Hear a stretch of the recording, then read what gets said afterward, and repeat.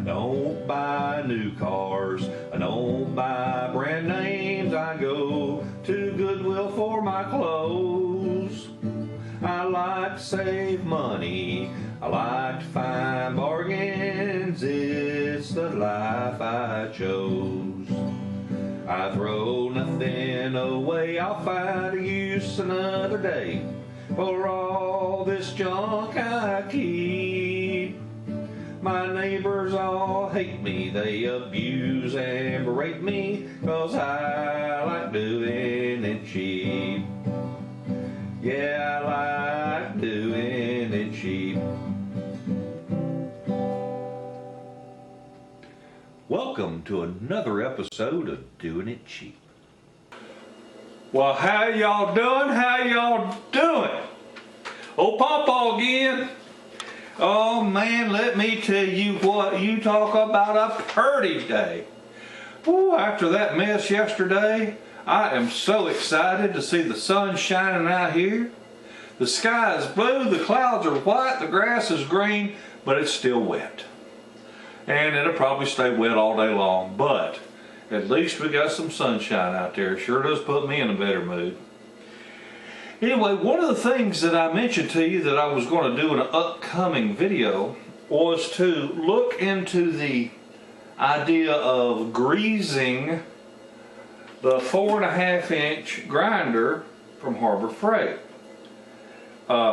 Some people had commented that they didn't have enough grease in them, and that if you took it apart and were to grease the gears, it would last a whole lot longer. So I said, well, let's just do that.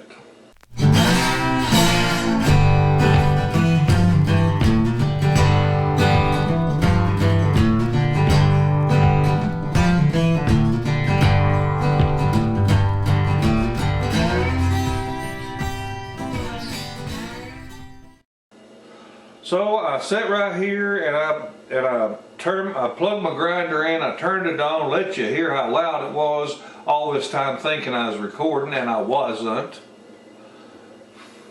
So I got it down to 2 screws is all that's left to take this thing apart. And I'll be darned if the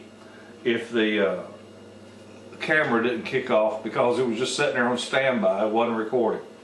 So I'm going to zoom the camera in here so you can see what you need to see here, the important stuff, not me, but the important stuff that we're doing right there, and just let you see what this thing looks like on the inside and how easy this is for you to do some preventive maintenance. I'd like to share something with you that was taught to me about 23 years ago. The 7 P's. Proper, prior, planning, prevents piss poor performance. Proper prior planning prevents piss poor performance. So, knowing that something needs to be greased or whatever, it's a good idea to go ahead and do some proper prior planning. That way we will prevent that piss poor performance. So let me zoom the camera in here so you can see what we're talking about. What I was amazed at, however, was that the little fella was just full of grease. But if it sat in a shipping terminal or in a box for a long, long time, that wasn't going to be much in the way of well, the grease all run to one side, is what I'm trying to say. It got hot. So I'm just going to have to talk you through the basic disassembly of this. The first thing we do is we take our spanner wrench and put on here, and we remove the nut, our disc, and the inner nut, okay? The next step is to take your number 2 screwdriver and loosen this screw right here, which in turn will allow this to lift off. There is a little raised bump See if I can find a good way to show you. No, not really a good way to show you, but whenever you take it off, you'll see it. There's a little indentation here, and it causes like a pimple to pop up on the inside there, and it rides in a little track, which will allow you to rotate your guide or your guard, your spark shield, around whichever direction is most suitable for you, depending on the application. Alright, then we have 4 screws which require a number 2 screwdriver, and there are these 4 holes right here. You see that? Right there. And once you remove these 4 screws, it is simply a matter of just tapping on this, and then it will come loose and we lift it out. Now, there's one gear. I don't know how well you can see that. There we go. And then inside here is the little gear that drives it, okay? And if you notice, there's a whole bunch of grease in there. A whole lot of grease. But when I opened this up, not a bit of it was on the gears themselves. So, I mean they look dry. So what I'm gonna do, I got me a plastic fork, and I'm gonna reach in here and get some of this grease, and I'm gonna apply it in the teeth of this big gear.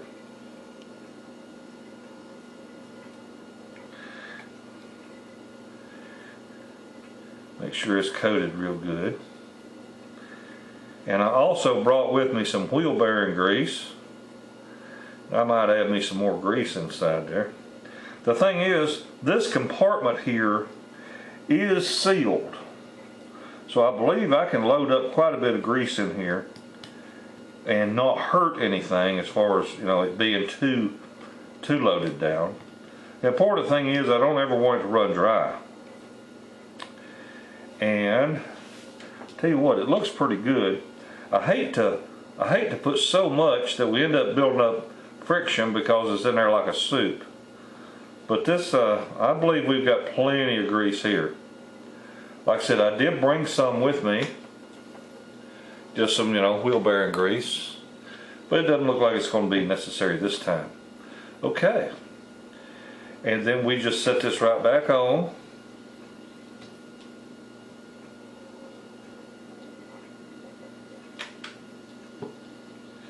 You want to make sure that your gears have meshed, okay? And then put your screws back in it. I'm really excited to see if this is going to be any quieter. This sure was noisy running. And it may just be noisy because of the little electric motor that's in them and the brushes, who knows. Alright, I'll tighten 4 screws and 4 times speed so we get through this. I do want to tell you, anytime you're working with metal and things have to fit just right, never ever tighten a screw in place or a nut or a bolt until you've got them all at least started. You know, make sure you got all your nuts, bolts, screws, whatever started before you ever make that final tightening. And these are just little tiny screws. They're not putting a lot of torque in there. I don't think there's any reason to worry about what order you tighten these, as long as they're all good and tight. All right, let's put this little feller back on.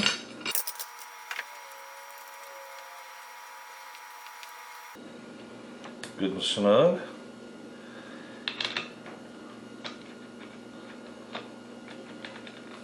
Down. And that.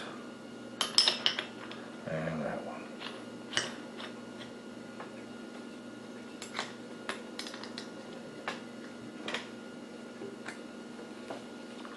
Hold down your little lock button there. So it pops in place. Tighten. Alright. I'm anxious to see if it's any quieter now.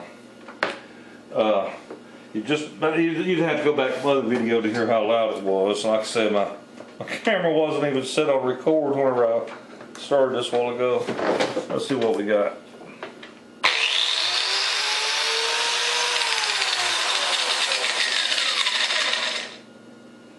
There is less chatter in this.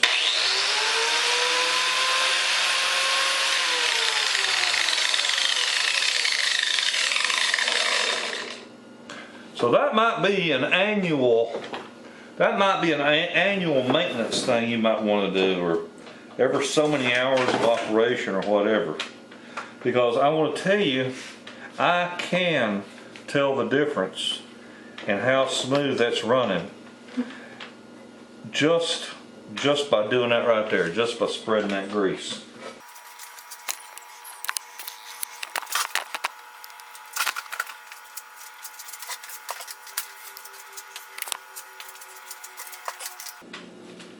Well, it looks like I'm leaning in that camera.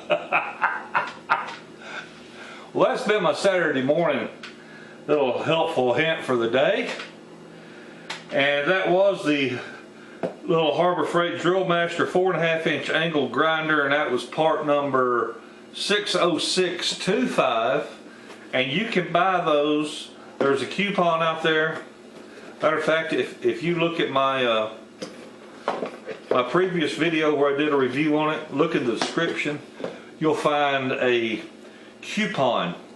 And I'll try to remember to put the coupon code on this video as well, where you can buy this little feller through July the 7th, I believe, for $9.95 at your local Harbor Freight. That does not come with your abrasive wheels, but $9.99. It's a 4.3 amp, 11,000 RPMs. Sweet! Alright. Y'all have a wonderful day and a better tomorrow. Bye! Don't buy new cars, I don't buy brand names, I go to Goodwill for my clothes. I like to save money, I like to find bargains, it's the life I chose.